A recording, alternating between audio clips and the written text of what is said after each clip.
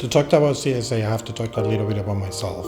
I was working for a contractor that trains volunteers down here in Dominican Republic. A lot of the programs were built from top to bottom. So I started CSA because when you're working with the community, you have to take into consideration that every action comes from the people that know their own needs.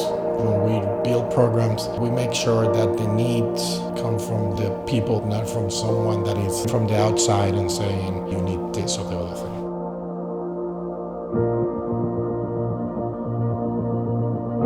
CSA was born in 2003, working and developing in different areas. We began to connect volunteers, participating in community development projects. And so our vision was really about how do we get resources directly to communities while at the same time facilitating transformative international education. Each year, CSA partners with several American universities to facilitate service learning trips to the Dominican Republic. Some of the main trips are Spanish language immersion, medical interventions. CSA also offers more generalized infrastructural focused service learning trips. What CSA does is give university students a grounding in the history, in the culture, in the political climate of the Dominican Republic.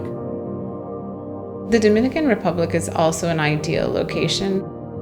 It is not an issue. An individual that comes to participate in one of our programs is participating in a long-term objective. Students and participants have the chance to immerse in the culture, in the local culture, and understand the problem from a local perspective. When universities go on service learning trips, you may not actually ever get to put, a name or a face to the community that you're serving.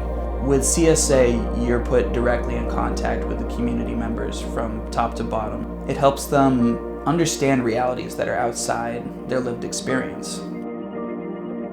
Everything that we do here are solutions to problems that are common in every society. So the things that you're doing here in Dominican Republic can be applied to any kind of social problem in the U.S. My name's Sarah Zamelio. I'm a social worker here. We're a homeless drop-in center, so we're similar to a shelter. During my first trip to work with CSA, I went to a bunch of homes and built gardens and installed water filters. While I was there, I was really recognizing myself change. Everything that I did, it really prepared me to go out and work with people, not just sit in a classroom. Obviously, language is a huge takeaway. Now, when clients walk up to my door and start speaking to me in Spanish, it's not an issue. CSA is a really pure place.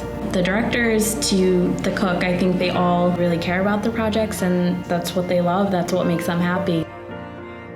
Every group is different. Every community is different. But I think what really stays with me is when the students go back home and then they call me or write and say, I really have a life-changing experience. I went into the Peace Corps where I changed my career and I'm now working in public health or social work, and say my life has changed since I participated in the CSA program.